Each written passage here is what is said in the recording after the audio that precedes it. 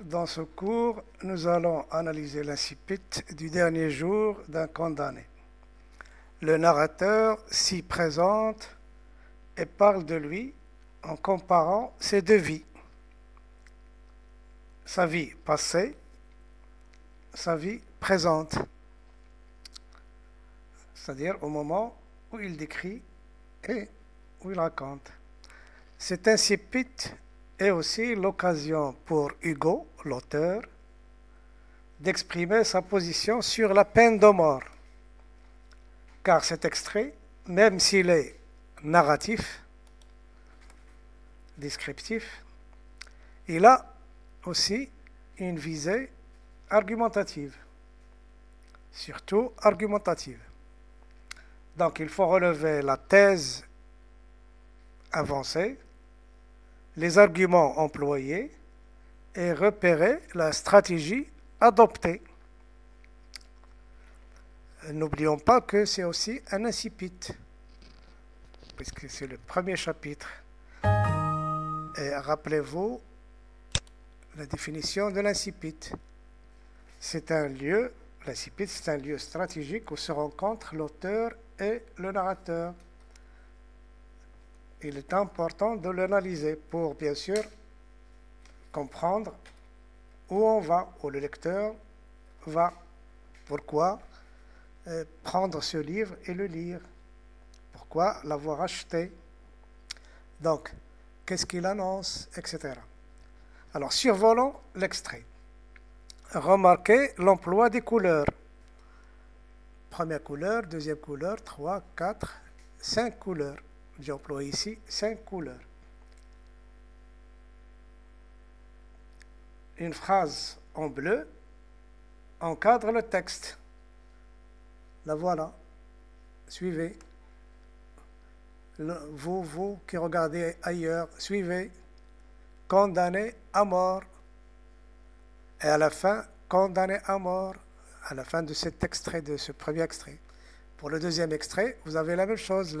Le chapitre finit par la même phrase, condamné à mort, phrase exclamative. Donc, elle encadre le texte et, bien sûr, annonce et finit en même temps ce texte, ce passage. Comme s'il s'agissait de prison, comme s'il s'agissait de barrières, de limites à ne pas dépasser. Remarquez aussi que le texte se compose de 3 parties. Première partie,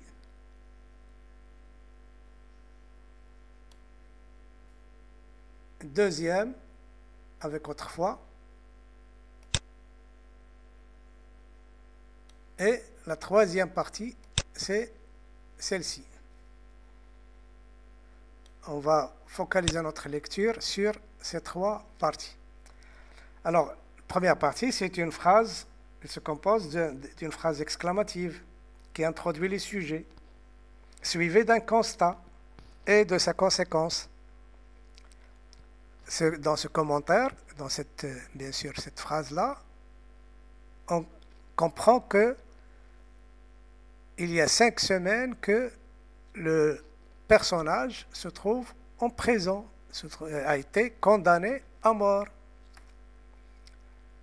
Ça se passe bien sûr à Bicêtre.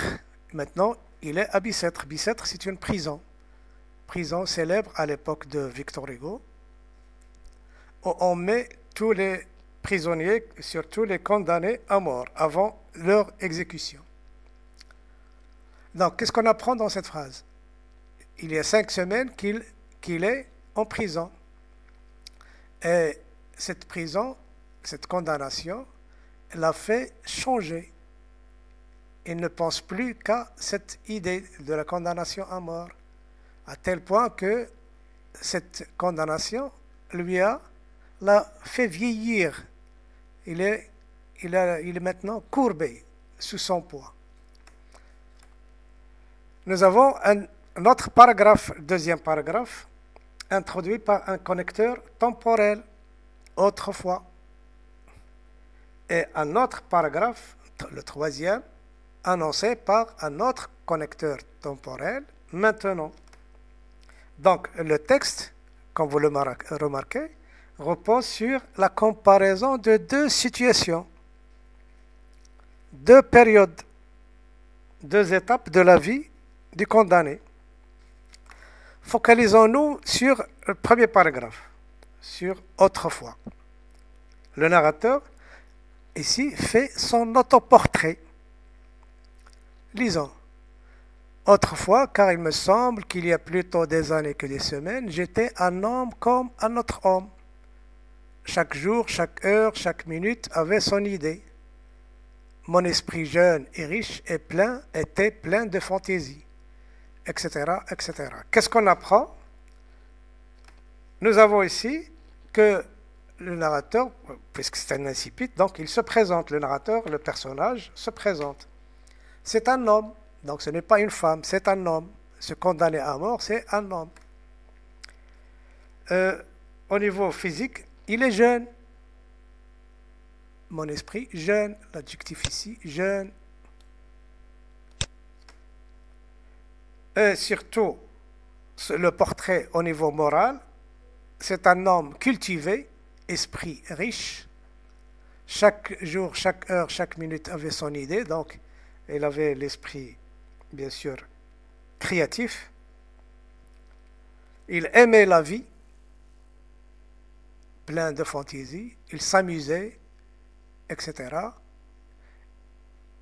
Il aimait la vie, il aimait les filles, les jeunes filles.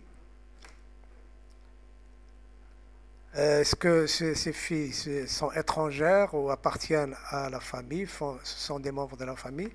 Lorsque vous lirez le texte, vous comprendrez qui sont ces filles. Donc, nous rappelons, c'est un homme cultivé, qui a l'esprit créatif, qui aime la vie et les plaisirs qu'elle offre.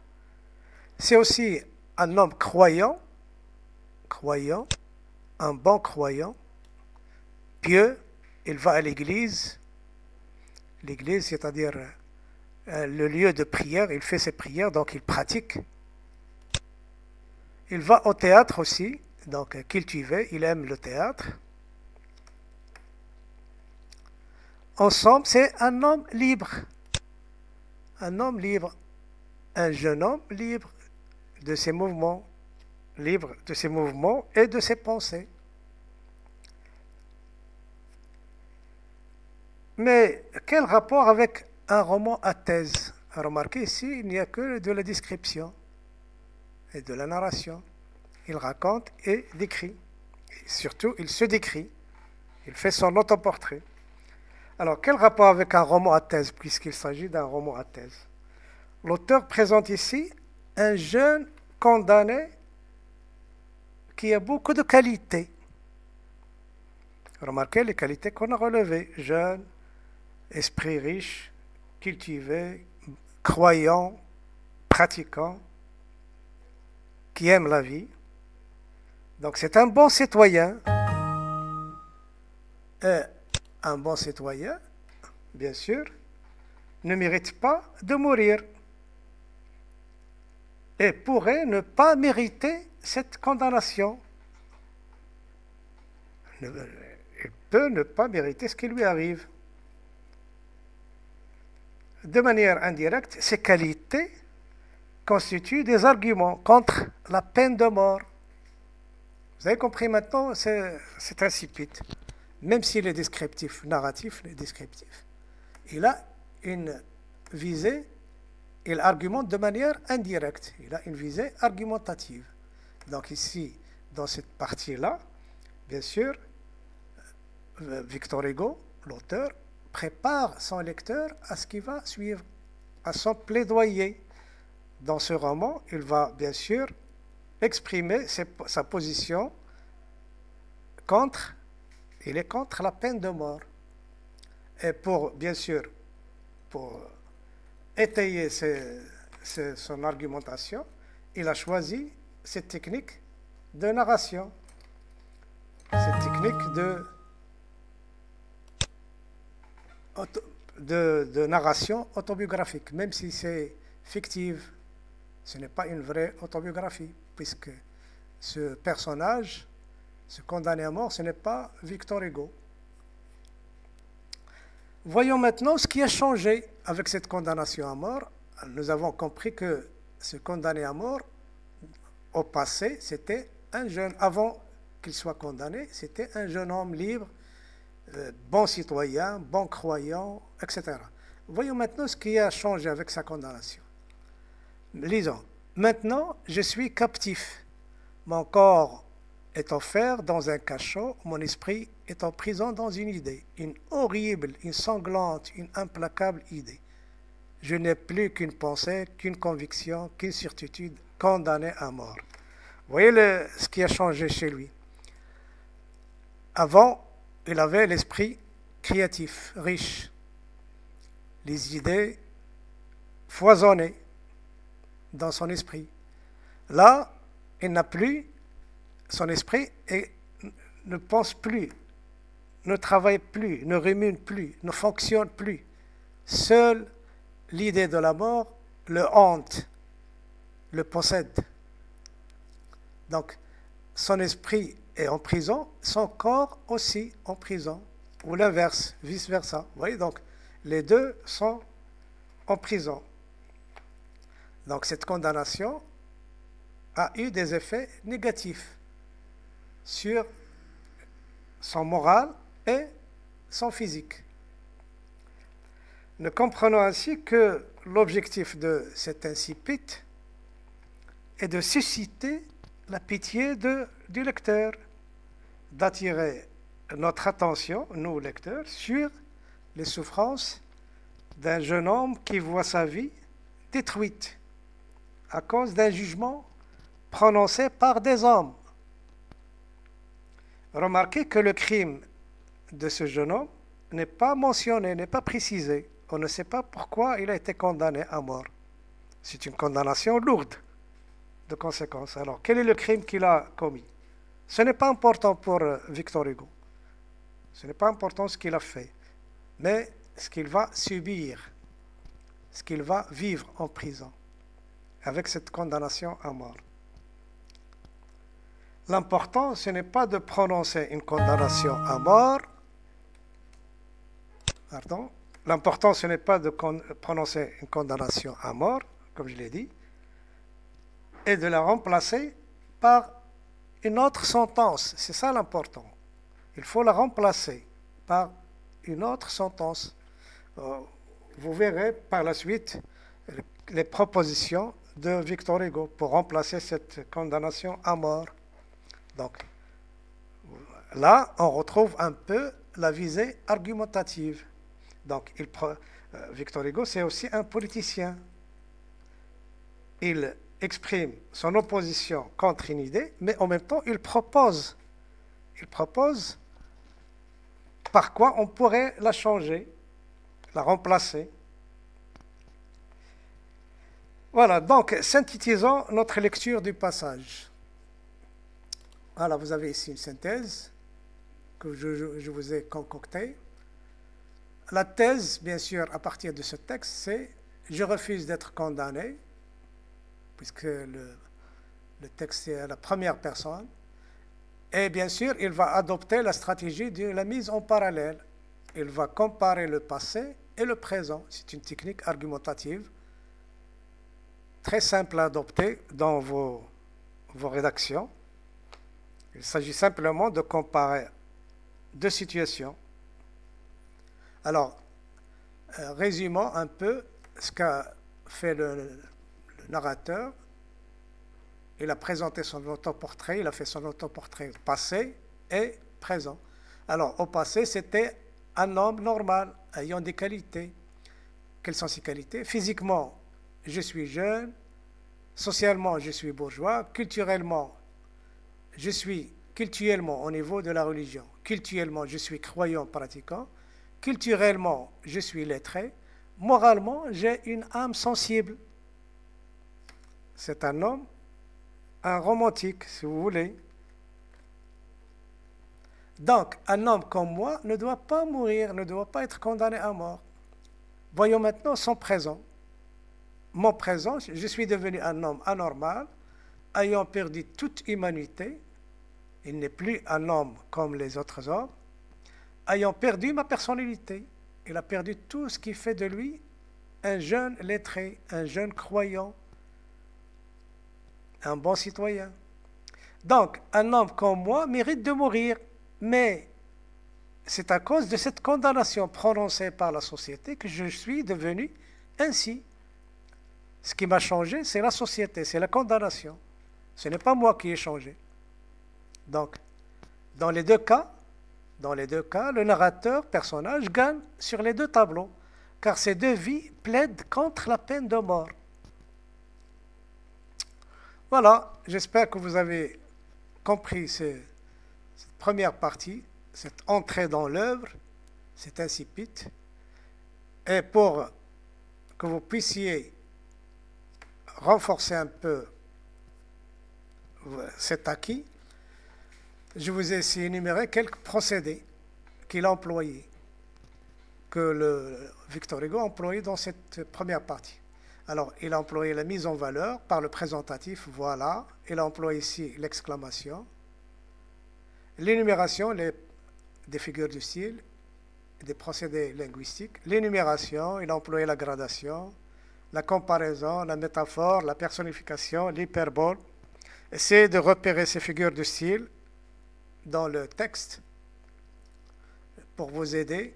Par exemple, voilà, vous avez ici, voilà, un présentatif. Voilà. Il y a des figures, c'est un texte plein de figures de style. Au niveau des tonalités, alors, il a utilisé le pathétique parce qu'il décrit les souffrances du personnage.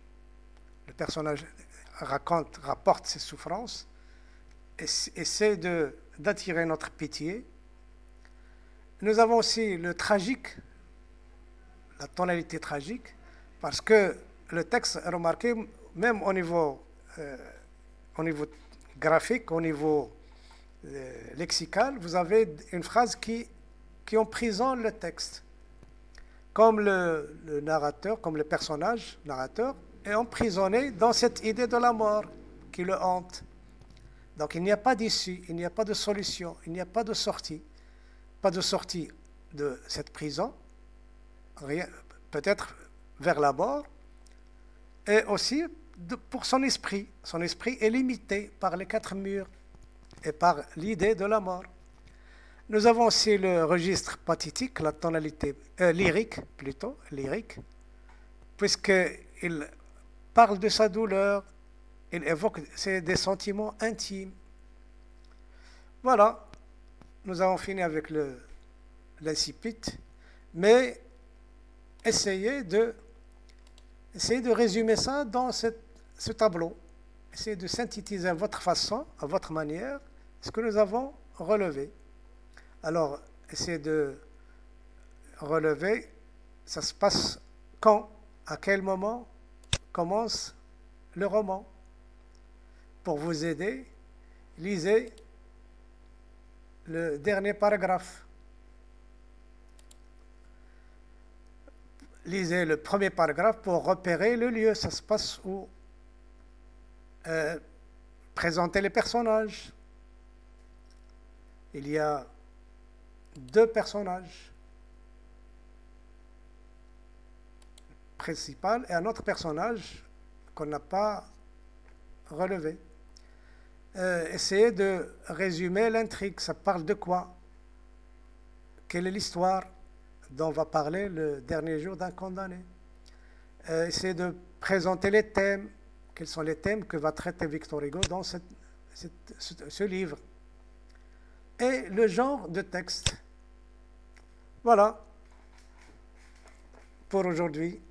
À la prochaine, Inch'Allah.